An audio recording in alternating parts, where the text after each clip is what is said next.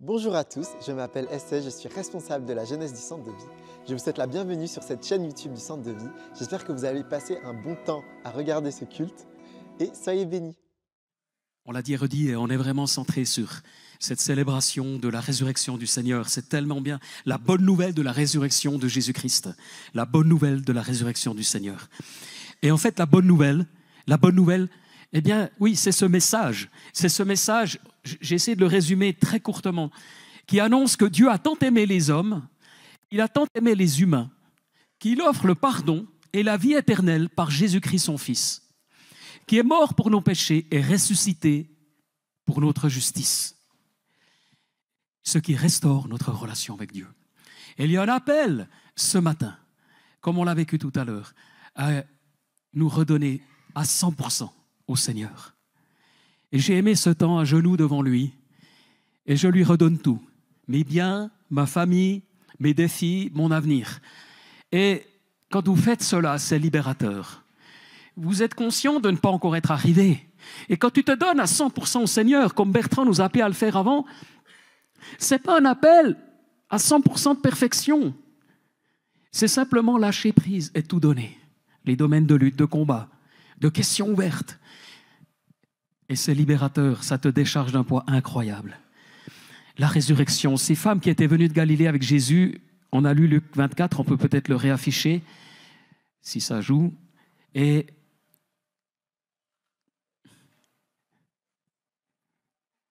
tu avais reçu? Normalement, oui. Voilà, magnifique. Donc, c'est bien le dimanche. Elles se rendent au tombeau de grand matin.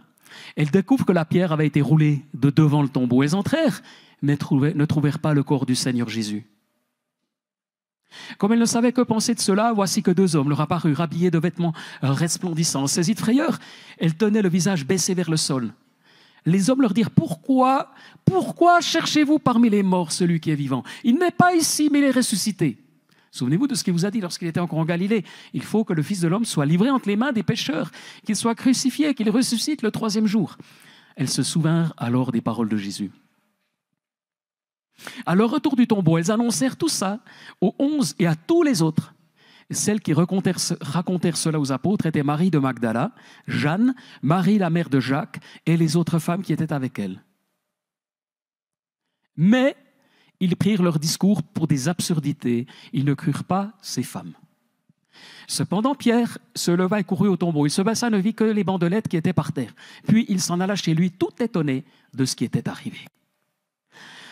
Face à la résurrection du Seigneur que nous annonçons, face à la résurrection que les églises annoncent, c'est d'ailleurs la seule fois sur de nombreuses années où Pâques est célébré le même jour cette année dans toute la chrétienté, que ce soit en Occident ou l'Église orthodoxe.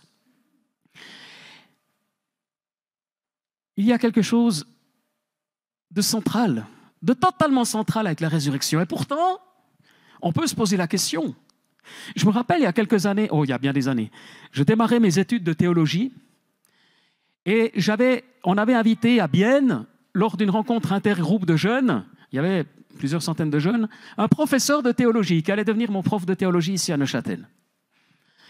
Et je l'avais traduit. Il avait prêché en allemand, j'avais traduit en français. Et puis, un doute m'était resté. C'était très bien son message, mais un doute m'était resté. Ensuite, j'ai démarré mes études de théologie avec un ami. Un jour, on le confronte. Puis on lui dit, est-ce que vous croyez à la résurrection? Il dit, oui, bien sûr. Mais je n'étais pas satisfait. Mais est-ce que vous croyez à la résurrection? Oui, bien sûr. Mais pas à la résurrection d'un cadavre. Et voilà un théologien, assez connu à l'époque, il est toujours vivant, protestant, qui croit à la résurrection comme un symbole, qui croit à la résurrection comme un message de Dieu, mais qui ne croit pas qu'un cadavre, celui de Jésus, soit ressuscité. C'est subtil. Et aujourd'hui, on vous dit oui, la vie continue. C'est Pâques, c'est le printemps, c'est la lumière, c'est la vie. Et on a plein de symboles qui remplacent la vraie résurrection. Quand on se penche sur les textes, parce qu'évidemment, on ne voit pas des résurrections tous les jours. Donc la résurrection de Jésus qui a ce corps glorieux, à la fois physique et surnaturel, puisqu'il passe à travers les murs, mais en même temps il mange avec les siens. Un corps ressuscité, un corps glorieux. Dans le monde d'aujourd'hui, ce n'est pas tous les jours qu'on observe ça. Et si vous êtes un scientifique assez critique, peut-être vous direz-vous, oui, en effet, ça pose problème. Ben, bienvenue, parce qu'ici aussi, il a dit que les disciples, les 12, enfin les 11 restants, et les autres ne croient pas. Et ils tiennent ça pour des absurdités. Il y a juste Pierre, Jean aussi, par ailleurs, qui a un doute sur ses doutes, qui se dit, mais peut-être s'est-il passé quelque chose. Alors il se rend au tombeau, on vient de le lire, et il est surpris, il repart, et il est dit, il s'en alla chez lui, tout étonné de ce qui était arrivé. Bon, c'est un bon début. Maintenant, si vous voulez inventer une histoire, et c'est là que ça devient intéressant, parce que si on a 4 évangiles qui relatent la résurrection sous différents angles, avec différents détails complémentaires, si vous souhaitez inventer l'histoire de la résurrection, ben, ce n'est pas une très très bonne idée de le faire comme ça. Pourquoi? Parce que dans l'Empire gréco-romain, mais aussi chez les Juifs, enfin, les femmes ne sont pas des témoins crédibles. Elles ne sont pas considérées dans un procès juridique. Elles peuvent témoigner tout ce qu'elles veulent, ce n'est pas considéré au même niveau qu'un homme. Ce n'est pas considéré tout simplement. Et donc ça ne se fait pas. Et donc si vous inventez un récit de résurrection et que vous devez trouver des témoins crédibles, la meilleure chose à faire, c'est de trouver des hommes crédibles, mais surtout pas des femmes. Et d'ailleurs, c'est bien là, puisqu'ils ne crurent pas ces femmes. Ils ne crurent pas ces femmes. Ça ne marche pas. Si vous inventez ce récit, vous ne choisissez pas des femmes, pas celle-ci. Et surtout pas Marie-Madeleine. Marie, la maman de Jésus, la célèbre Marie, n'apparaît pas ici. Elle n'est pas mentionnée. Mais Marie-Madeleine, oui. Jeanne, Marie, la mère de Jacques, et les autres femmes, au moins 5. Au moins 5 femmes sont là. Au moins 5 femmes, dont aussi, d'après les autres textes, donc Marie-Madeleine, Marie, maman de Jacques et José, Salomé, mère de Jacques et Jean, Jeanne, la femme de Cusa, l'intendant d'Hérode, et Suzanne. On a tous les prénoms, par ailleurs, si on regroupe les textes. Et cette Marie-Madeleine, c'est celle qui était possédée et qui a été délivrée par Jésus. Les pères de l'Église, par la suite, ils l'appelleront comme étant l'apôtre des apôtres. Marie-Madeleine est connue comme l'apôtre des apôtres par plusieurs pères de l'Église. Si vous voulez, l'envoyé des envoyés. Ils lui reconnaissent un statut spécial, Marie-Madeleine, Marie de Magdala. Mais encore une fois, si vous inventez cette histoire, vous ne choisissez pas cette femme anciennement possédée, peut-être prostituée, on n'est pas sûr que c'était elle, mais en tout cas, elle avait besoin d'une délivrance puissante. Et c'était une femme qui n'avait pas eu une vie facile, et pourtant c'est la première qui est mentionnée, première témoin de la résurrection. Et puis aussi, il est dit que pendant 40 jours, Jésus va apparaître à ses disciples. Et même Paul nous relate que 500 personnes ont également, à un moment donné, vu Jésus ressuscité. Maintenant, ces 500 témoins, si c'était faux, ils auraient tour à tour pu dénoncer ce mensonge. Mais ils ne l'ont pas fait. On trouve le tombeau vide. Et même les bandelettes, au niveau du grec, elles se sont, comme le terme exprime, un affaissement. Ça veut dire que, contrairement à Lazare, qu'on a désemballé, si vous voulez, de ses bandelettes, quand il est ressuscité, ça n'a pas été le cas avec Jésus.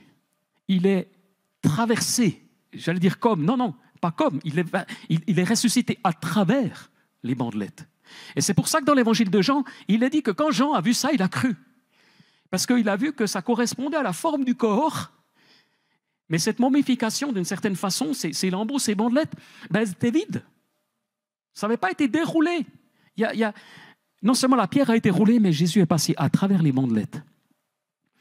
Et puis, maintenant réfléchissez. L'histoire nous relate que 11 des 12 disciples vont mourir martyrs dans des souffrances atroces. Est-ce que vous seriez prêt à inventer une histoire de la résurrection pour mourir martyr plusieurs années après? La réponse est non. Peut-être un qui a un délire mystique, peut-être un autre qui a des apparitions, mais à un moment donné, vous n'en avez pas 11 sur 12, donc excepté Jean, qui meurent martyrs pour un ressuscité qui ne serait pas ressuscité. C'est parce qu'ils en ont eu la profonde et intime et puissante conviction. C'est parce qu'ils l'ont vu, parce qu'ils ont cru. Et même, alors bien sûr, la théorie qui est mentionnée et qui est crue parmi les Juifs encore aujourd'hui, c'est que le corps aurait été caché. On a essayé de le retrouver, on ne l'a pas trouvé. Bon, soit, mais comme je viens de l'expliquer, comment inventer une histoire pareille? Surtout que dans le judaïsme, on croyait à la résurrection, mais la résurrection à la fin des temps. Mais de croire là à une résurrection corporelle de Christ, il y avait mille autres choses à inventer si on voulait inventer quelque chose qui pouvait convaincre les Juifs de l'époque, mais surtout pas ça. Non, Jésus est véritablement ressuscité. On peut en douter. J'ai lu l'histoire, le récit d'un homme, peut-être tu peux afficher son image, et cet homme, qui s'appelle Larry Sanger, est fondateur de Wikipédia en 2001. Ils sont deux à fonder Wikipédia. Par la suite, il s'est retiré pour différentes raisons. Mais lui raconte son histoire. Il est né dans une famille non croyante et à l'âge de 17 ans, il choisit d'entreprendre des études de philosophie. Par la suite, il se rend dans une université en Ohio qui est réputée pour son agnosticisme, son athéisme. Donc, ce n'est pas du tout religieux. Et il est entouré de personnes comme lui. Et sa position philosophique, durant toute sa vie, c'est le scepticisme radical ou le scepticisme méthodologique. Ça veut dire que contrairement aux athées, parce que les personnes athées, ce sont des gens qui ne croient pas en Dieu. Mais il y a quand même une notion de Dieu puisque tu n'y crois pas. Lui dit, même la notion de Dieu, je ne sais pas ce que c'est, donc je ne peux pas être athée, mais je suis agnostique. Je suis rien. Je suis ni croyant, ni incroyant. Je ne sais pas. Mon scepticisme suppose que je ne crois que ce qui est démontré. Et comme on ne peut pas démontrer l'existence de Dieu, ça ne fait pas partie de ce en quoi je crois.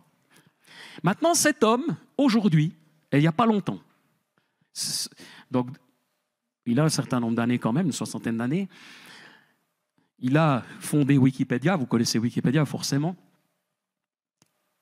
et voilà qu'il y a quelques années, sa vie a changé du point de vue religieux, mais aussi du point de vue de la foi, justement. Que s'est-il passé? Toute sa vie, il n'a jamais lu la Bible. Toute sa vie, il est resté dans cette position-là, puis il a été connu pour ça. Vraiment un homme d'un niveau intellectuel très élevé, non seulement philosophe, mais justement a fondé Wikipédia avec son ami. Mais ce qui change sa vie, c'est son mariage et la naissance d'un enfant. Pourquoi? Parce qu'il réalise que si tu es athée ou agnostique, ou la seule raison de faire du bien aux autres, la seule raison de faire du bien aux autres, c'est que tu en profites toi-même. Sinon, il n'y a pas d'intérêt à faire du bien aux autres. Il n'y a pas d'intérêt à faire du bien aux autres si tu n'en profites pas directement ou indirectement plus tard. Si tu es honnête, autant être honnête parce que ça va faciliter ta vie d'être honnête. Donc, tu vas justifier le bien que tu accordes aux autres parce que tu en tires un profit. Sinon, pourquoi faire du bien? Parce que tu ne penses pas à toi-même. Tu es le centre. Donc, tu ne peux pas fonder l'altruisme différemment. Sauf qu'avec son enfant et sa femme, il réalise qu'il serait prêt à mourir pour son enfant qui vient de naître. Et là, il se dit, mais si je meurs pour cet enfant qui vient de naître ou ma femme, je serais prêt à donner ma vie. Quel intérêt est-ce que j'en aurais?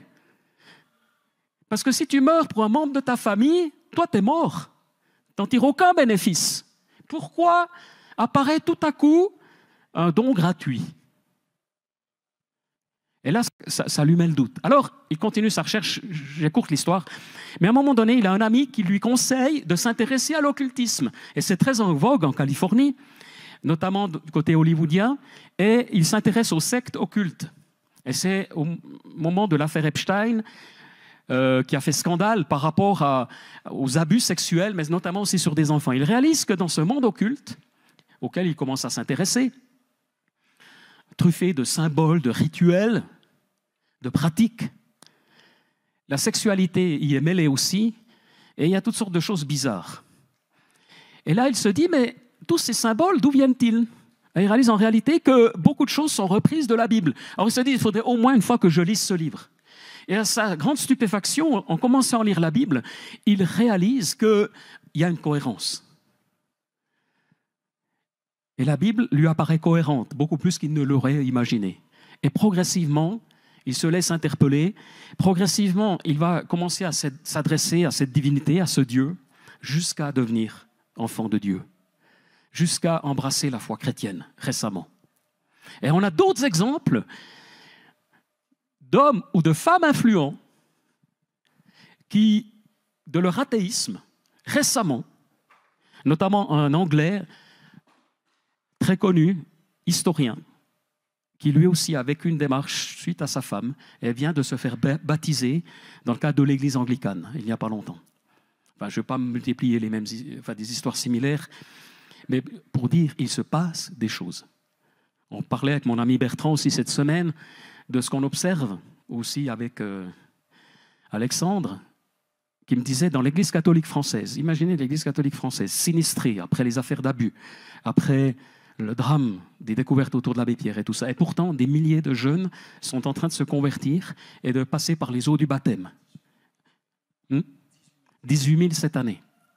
Alors certes, c'est le catholicisme, mais leur foi, elle est réelle en Jésus-Christ. Il se passe quelque chose.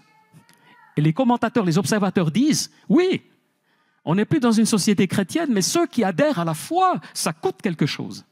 Et il y a une recherche. Il y a des choses que Dieu est en train de faire. Dieu est en train d'agir parmi nous en Occident. Dieu est en train d'agir puissamment. Et il y a des témoignages puissants d'hommes et de femmes. Nous devons ouvrir les yeux. Et donc cette résurrection, elle est le centre de ma foi. Si tu as encore des doutes par rapport à la résurrection, mais c'est légitime, bien sûr. Mais c'est quand même la bonne nouvelle. À un moment donné, tu vas te positionner et tu vas choisir. Parce que Paul déclarera par la suite que si la résurrection n'a pas eu lieu, ma foi est vaine. Si le tombeau est plein, ma foi est vide. Si le tombeau est vide, ma foi est pleine. À un moment donné, si c'est clair et net qu'on est les plus pauvres des hommes, dit Paul, si Jésus n'est pas ressuscité. Et dans 1 Corinthiens 15, il démontre pourquoi il croit en la résurrection et pourquoi ce n'est pas qu'un symbole, que ce n'est pas une résurrection uniquement spirituelle, ce n'est pas juste un esprit qui est apparu et ce n'est encore moins une hallucination. Mais c'est véritablement Jésus qui est ressuscité, mort et ressuscité, avec un corps glorieux tel que celui que nous aurons un jour. Et là, c'est le centre de la foi chrétienne aujourd'hui. Et à chacun, à chacune de se repositionner et d'accepter. Parce qu'il est dit par ailleurs, on peut peut-être... dans Romains 4, si tu reconnais publiquement de ta bouche que Jésus est le Seigneur, ok, ça on peut le faire. Mais aussi, si tu crois dans ton cœur que Dieu l'a ressuscité, tu seras sauvé. Le salut dépend de la confession orale et de la foi du cœur, mais pas une foi vague, que Dieu l'a ressuscité. Pourquoi ? Parce que la résurrection est essentielle, elle est liée à la justification. On pourrait dire, la mort, c'est pour le pardon des péchés, la résurrection, c'est pour la justification. Ok, c'est la même chose, mais pas tout à fait, il y a une petite nuance. Le pardon des péchés, Jésus est mort à la croix. Mais cette justification qui fait qu'aujourd'hui je suis justifié, que je suis parfait aux yeux du Seigneur à travers le sang qui a été versé, c'est la résurrection qui l'atteste. Sans la résurrection, ça reste vague. Mais la résurrection est la confirmation divine que Jésus n'a pas été retenu par les liens de la mort. Il n'a pas été enseveli. Voilà, on peut afficher encore un autre texte qui, je crois, est dans Colossiens. Vous avez en effet été ensevelis avec lui par le baptême et vous êtes aussi ressuscités en lui avec lui. Et ici, alors oui, nous ne sommes pas encore ressuscités physiquement, mais ça a vraiment une implication spirituelle dans ma vie. Tu es ressuscité avec lui, amen, par la foi en la puissance de Dieu qui l'a ressuscité. Donc si tu crois, Je sais que pour beaucoup de chrétiens, je répète des choses, mais c'est important de les réentendre. Si tu crois de tout ton cœur que Jésus est ressuscité ce matin, je sais que tu le crois, ou que tu commences à le croire, eh bien tu es ressuscité avec lui. Vous qui étiez morts en raison de vos fautes, il vous a rendu à la vie avec lui. Amen. Et c'est pour ça qu'on a chanté, on a applaudi. Et il y avait là mes amis, mes sœurs, Maria et d'autres qui chantent à tue-tête et qui sont joyeuses. Et on aime ça ici au Centre de Vie. Et plein de fois, Bertrand nous a encouragés à applaudir le Seigneur. Et on aime ça parce que c'est vrai. Et puis tu as le droit aussi de ne pas applaudir, de rester assis, stoïque, parce que tu passes par un moment difficile ou parce que tu n'adhères pas. Il n'y a pas de problème. Mais quand il y a la joie du Seigneur de la résurrection, on a tellement... Moi, j'étais heureux ce matin, c'était un bon moment. Ça n'a pas toujours été ainsi. Souvent, on est très... Il y a à la fois le respect profond, le silence intense, et puis la joie exubérante, toutes ces choses-là que Dieu nous donne. Amen. Il nous a pardonné toutes nos fautes. Il a effacé l'acte rédigé contre nous, qui nous condamnait par ses prescriptions, et il l'a annulé en le clouant à la croix. Il y avait un...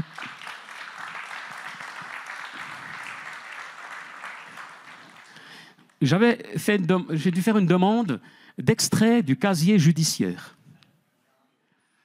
Non pas parce que j'étais suspecté, mais parce que voilà, j'étais candidat au niveau politique. Alors notre parti veut ça. Donc j'ai eu un extrait du casier judiciaire. Ouf, c'était vide. Puis après, je vais avoir aussi un extrait de l'Office des poursuites. Rassurez aussi, c'était blanc. Mais il faut chaque fois payer quand même pour obtenir ces documents.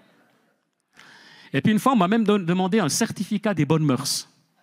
Je ne sais pas ce que c'est en Suisse, mais voilà. Mais donc ce sont des documents, maintenant évidemment c'est informatisé, mais qui ont été cloués à la croix, s'il en reste encore. Ils ont été cloués à la croix. Ça a été cloué à la croix. Soit dit en passant, si je me suis impliqué en politique, on en parlait avec Bertrand récemment, ma raison profonde, ce n'est pas de défendre les couleurs d'un parti. Vraiment pas. Et je me réjouis qu'il y ait des chrétiens dans tous les partis. Évidemment, celui que j'ai choisi me correspond un tout petit peu. Mais au-delà de ça, pour moi, c'est un endroit dans lequel je me sens à l'aise pour parler non seulement de ma foi, mais de l'Église aussi. Parce que tout le monde sait que je suis pasteur. Donc ça suscite des questions et les gens sont... Et plusieurs se révèlent dans leur foi chrétienne et n'osaient pas le dire. Et ça, c'est une des raisons pour lesquelles je suis là, pour aider les chrétiens et chrétiennes à sortir du bois et afficher leur foi. Il n'y a pas tous les jours des sujets compliqués qui porteraient sur la foi. Souvent, c'est une logique gauche-droite. Et si vous êtes un chrétien de gauche, vous votez dans un sens, un chrétien de droite dans l'autre. Donc tout ce qu'on peut faire, c'est essayer d'avoir une certaine sérénité comme on l'a en Suisse. Une entente, des compromis, des solutions à trouver. Donc on ne va pas défendre... Ce n'est pas nécessaire dans le canton de Neuchâtel défendre des positions absolues.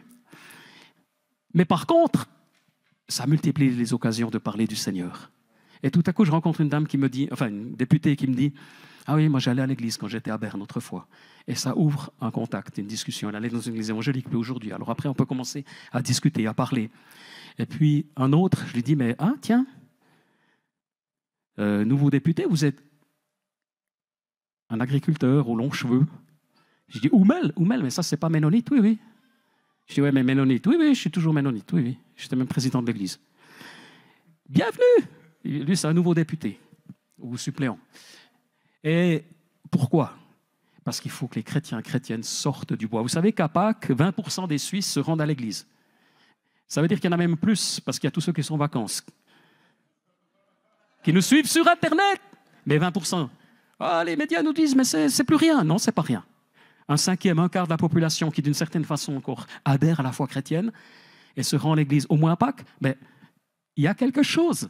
Et si ce quart-là de la population se réveille, cette minorité que nous sommes, c'est un privilège. On peut rêver du temps passé où la société était soi-disant chrétienne.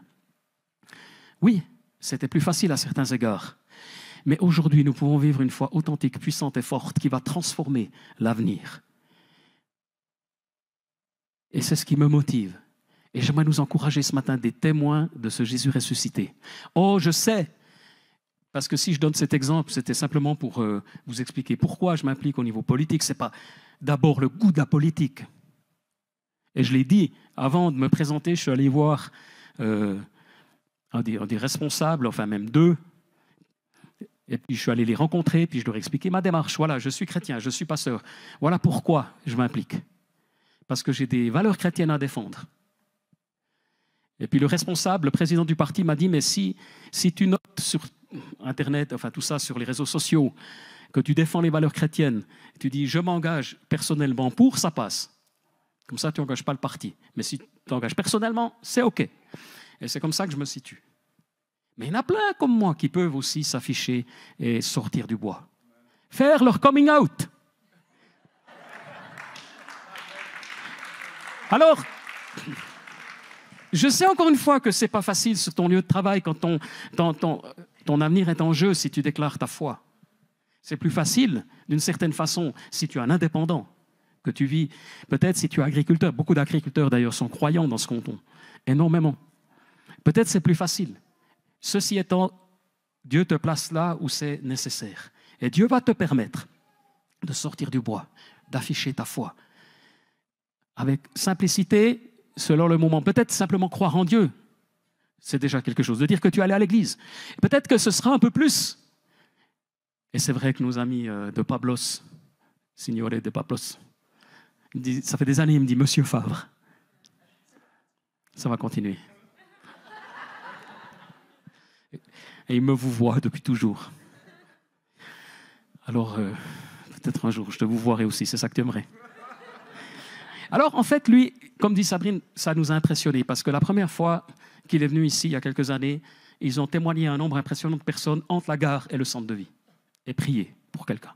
Je ne sais pas si tu te rappelles, mais c'est des gens super accessibles et qui aiment parler du Seigneur. C'est un exemple pour nous, un exemple incroyable. Et tu m'avais demandé aussi conseil une fois, je crois, pour savoir quelle université choisir, c'est juste. Et puis, entre l'Angleterre et... Ah, il y en avait 5. Alors, je ne sais plus du tout ce que j'ai dit, mais ce que je sais, c'est que tu as atterri dans une université entourée, enfin de théologie d'ailleurs, mais entourée de personnes très libérales. LGBT, homosexuels, etc. Très progressifs. Et toi, tu es moins progressif. Pas du tout. Et pas du tout progressif. Et Dieu nous place dans des environnements, il aurait préféré être entouré de chrétiens, de grandir dans sa foi, mais Dieu te fait grandir à travers des personnes qui ne pensent pas comme toi, qui ont des convictions profondes, mais totalement différentes des tiennes, qui les fondent sur la Bible peut-être, probablement, et sur leur croyance en Dieu, et qui sont progressifs, progressistes. Et toi, tu n'es pas progressiste. Tu es juste moderne. Mais Dieu nous place dans des contextes, et je suis tellement encouragé. Alors pour terminer, si tu reconnais de ta bouche que Jésus est le Seigneur, si tu crois dans ton cœur qu'il a ressuscité, tu seras sauvé. La résurrection, elle change ma vie. La résurrection, elle change ma vie, comme la crucifixion également. On va vivre la Sainte Seine tout à l'heure. Et la Sainte Seine, tout simplement, c'est la mort et la résurrection. C'est la mort et la résurrection. C'est être mort avec Christ et ressuscité avec lui. Et on est tellement heureux d'en parler ce matin. C'est le cœur de notre foi, c'est le cœur de l'histoire chrétienne, c'est le cœur de l'Église, c'est le cœur de l'humanité. Elle démontre que la mort n'est pas la fin de tout. Elle démontre que Dieu a accepté le sacrifice de son Fils. C'est l'assurance du salut, du pardon de Dieu, de la vie éternelle. Et Éphésiens ajoutera que cette puissance agit en nous. La puissance de la résurrection agit en nous. Ce n'est pas un vague esprit. C'est la puissance de la résurrection qui me transforme. Tu es dans des combats. Certains d'entre nous ont des dépendances. Et ça fait des années que tu luttes. Tu as des traits de caractère pénibles pour ton entourage. Ça fait des années que tu luttes. Mais moi aussi. Mais j'ai cette foi vivante en la résurrection et je ne vois pas ce que je vois, mais je sais que le Seigneur me transforme. C'est une déclaration de foi. Et subitement, qui sait si Dieu va agir aujourd'hui dans ta vie et te libérer d'une dépendance, d'une addiction. Et si ce n'est pas encore aujourd'hui, c'est parce que tu vas continuer à marcher par la foi. Et ce n'est pas si grave, parce que c'est à travers Christ que tu es parfait. C'est à travers lui. Et parfois, Dieu permet qu'il y ait des faiblesses qui restent en nous, comme pour l'apôtre Paul, qui avait une espèce d'aiguillon dans la chair, une épine ou une écharde. Il en a souffert, personne ne sait ce que c'est. Il y a des livres entiers qui ont été écrits, on ne saura jamais ce que c'est. Mais il avait quelque chose qui est resté. Dieu ne l'en a pas délivré. Mais ça l'a gardé dans la grâce de Dieu, l'humilité. Peut-être que tu es dans un combat et que Dieu va aujourd'hui te libérer, mais si ce n'était pas le cas, ce n'est pas la fin. Du tout. Parce que tu apprends à dépendre du Seigneur. Et nous voulons être une église, je terminerai avec ça, le centre de vie, une église de la résurrection. Une église de la foi, des miracles de Dieu. Amen. Mais une église de la foi aussi quand le miracle n'a pas encore eu lieu. Parce qu'avant la résurrection, il y a vendredi saint. Avant la résurrection, il y a la mort. Et peut-être que tu es dans une phase de crucifixion avant la résurrection. Mais tôt ou tard, cette résurrection va se manifester dans ta vie. Et nous sommes une église qui croit au miracle, qui croit à la guérison. Mais si la guérison n'est pas encore là, la foi continue. Amen. Et plus on avance dans cette dimension de joie, d'ouverture du ciel, d'ouverture de nos cœurs, le Saint-Esprit agit et souffle et des guérisons ont lieu, des miracles ont lieu, des délivrances ont lieu, des couples se réconcilient, des familles reviennent au Seigneur. Amen. Et si ce n'est pas encore le cas, on garde les yeux fixés sur Jésus, l'auteur de la foi et de la résurrection, parce qu'on avance avec lui tel que nous sommes. Seigneur, je te remercie parce que tu es là ce matin. Et je te remercie pour ce temps dans ta présence. Seigneur, merci pour tous mes amis qui sont là, tous nos frères et sœurs, tous ceux qui nous suivent sur Internet, tous ceux qui découvrent la foi, tous ceux qui sont en train de découvrir une réalité nouvelle. Je te remercie, celles aussi parmi nous qui doutent. Eh bien, j'aimerais dire, tu as le droit de douter. Et Dieu va peu à peu te convaincre. Mais laisse-le te convaincre. Laisse-le toucher ton cœur. Parce que ton cœur croit déjà. Là où ton intelligence doute, ton cœur est déjà dans la foi. Parce que l'intérieur de toi-même soupire après ce retour vers Dieu. Oh papa, je te prie pour mes amis ce matin. Et si tu es là ce matin et que tu n'as pas encore été réconcilié avec Dieu, que tu n'as pas encore eu l'occasion de dire oui à Jésus, tu n'as pas encore eu l'occasion de devenir un enfant de Dieu, j'aimerais prier pour toi. Il y en a peut-être quelques-uns. Et je t'invite à lever ta main simplement là où tu es. Si aujourd'hui tu dis, moi je veux maintenant être un enfant de Dieu, et j'ai à cœur de prier simplement pour toi, s'il y a quelqu'un ce matin, parce que Jésus donne cette vie éternelle, cette gloire de Dieu, cette puissance de Dieu. Et comme ça, tu pourras participer à la Sainte Seine, mais de tout ton cœur, au repas du Seigneur, de toute ton âme, de tout ton être. Est-ce qu'il y a quelqu'un? Ah, je vois quelqu'un sur Internet. Non, ce n'est pas vrai. Mais là-bas, alors, oui, je prie. Lève bien la main. Ah, voilà, oui. Trop bien. Seigneur, je prie. Oui, je prie pour ce jeune. Je te prie de le toucher maintenant par la grâce de Dieu. De venir, Saint-Esprit. Onction de Dieu, viens sur lui. Viens. Oui. Ouais, si quelqu'un peut... Viens, les choses... Amen. Amen. Est-ce qu'on peut bénir Dieu pour ce message, s'il vous plaît?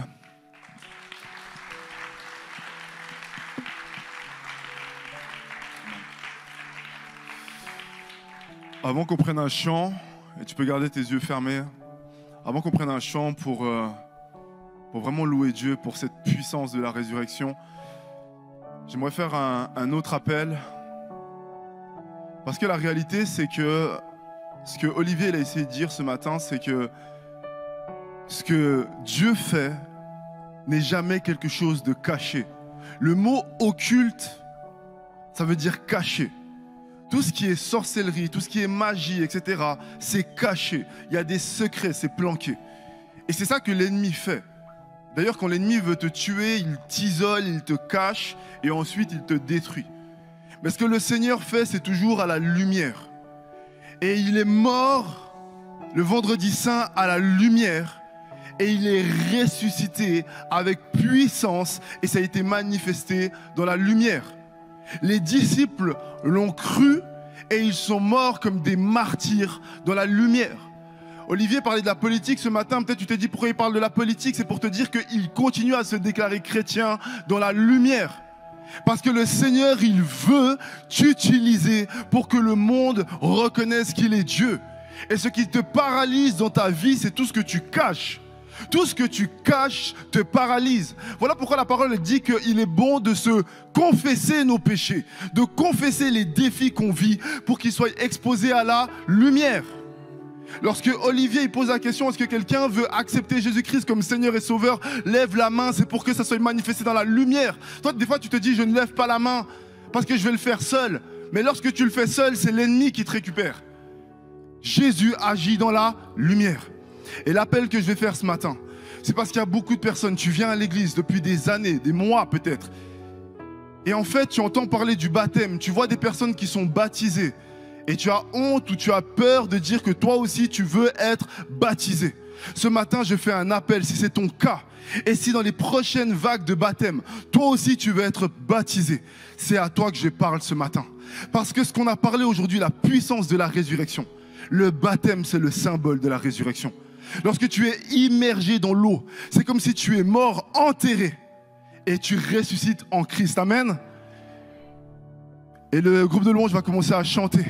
Et si tu veux faire partie des prochaines vagues de baptisés, je vais te demander de sortir des rangs, de venir devant. Et je vais appeler les responsables de baptême pour prier pour toi, mais également prendre ton nom pour que tu puisses participer à la formation pour le baptême. Amen. Vous pouvez vous lever, Église, et ceux qui ont reçu cet appel pendant que le groupe de louange chante, je vous demande à avancer. Déjà maintenant, s'il vous plaît, sortez des rangs. Je le dis de plus en plus, parce que des fois, vous aimez bien que je me répète, que j'ai plus de souffle. Quand Dieu te parle, sors des rangs, viens devant. Dieu veut sauver ta vie. Je vois des personnes qui s'avancent, gloire à Dieu. Il y a encore plus de personnes qui doivent s'avancer. Dieu veut sauver ta vie. Est-ce qu'on peut acclamer pour les gens qui avancent? Sors des rangs, Dieu veut changer ta vie. Il y a plus d'une personne qui doit être baptisée cette année, qui doit être transformée cette année, qui doit être sauvée cette année. Si c'est ton cas, sors des rangs, on va prendre le chant. Amen. Amen.